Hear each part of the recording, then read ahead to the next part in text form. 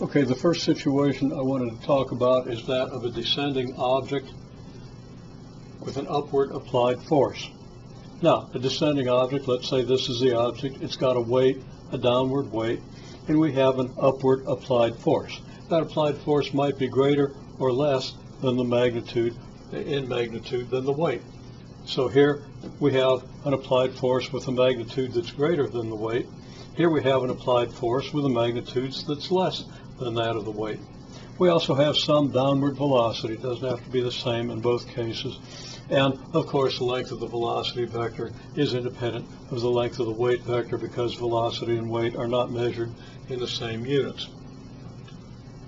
Now, if we have this situation, then we're going to have an acceleration in this direction, meaning, of course, that a downward velocity with an upward acceleration is going to slow down.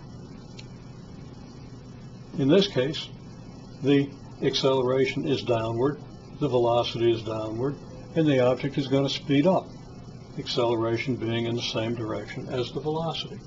Okay, well, in the first case, the applied force is 50 newtons, and it's observed that the object slows at 2 meters per second squared. In the second place, the applied force is 30 newtons, and we see that the object speeds up at 1 meter per second squared. So what's the weight of the object? Okay, now I had one student that really wanted to know the mass of the object, and probably because he had certain habits from other courses where you really needed the mass to do this sort of thing. It turns out in this case you don't need it. It would be legitimate to make up a mass, but a more elegant solution doesn't make up a mass. A more elegant solution just uses m for the mass and then observes that the mass cancels out of the equations, to use a bad word, and you don't have any dependence on the mass. The same as, obviously there is a dependence on the mass because the weight and the mass are related, but you don't have to have the mass in order to find the weight. Okay, well, let's just set up the equations for the net force. Okay, the net force here,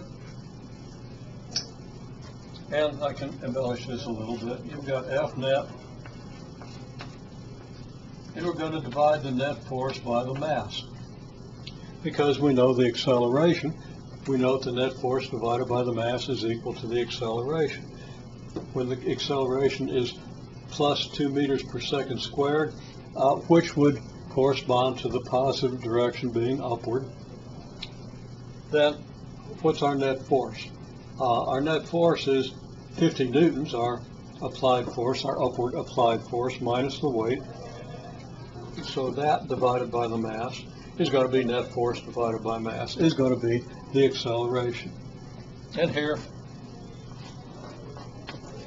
again, F net divided by mass. Same mass in both cases, but different F net, and I don't want to add a subscript. We just understand that this is the generic F net over mass, and in this case, that's going to be the 30 Newton upward force minus the weight divided by the mass is going to equal the acceleration. So now we have two simultaneous equations with unknown mass and weight. What can we do with this? Well, we can easily eliminate the mass if we just divide one equation by the other.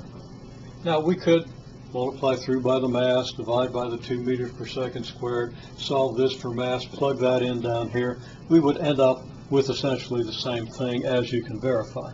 But I'm simply going to note that none of these quantities are zero, so I can simply divide both sides of each. I can divide the left side of this equation by the left side of this, and the left side of this by the left side of this. I guess I'm dividing the second one by the first one. No, I'm sorry, I'm dividing the first one by the second one. Okay, so when we divide this by this, the masses divide out since we're multiplying by the reciprocal when we divide, and we're going to end up with 50 newtons minus the weight over 30 newtons minus the weight. On this side, this divided by this is clearly just -2. The units divide out, we simply have -2. So we have the equation 50 newtons minus the weight over 30 newtons minus the weight equals -2. We can multiply through by the 30 newtons minus the weight, and at this point we have an equation that we can very easily solve for the weight. And I believe we get the weight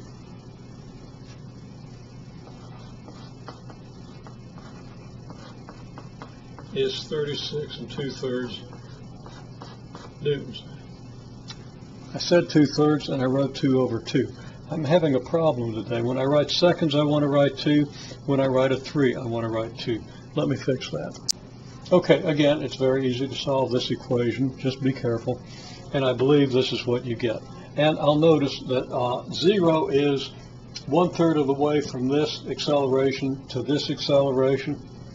And 36 2/3 newtons is 2/3 the way from 30 newtons to 50 newtons. And there's a connection there. But of course, you don't want to use that sort of reasoning unless you really work out the connection.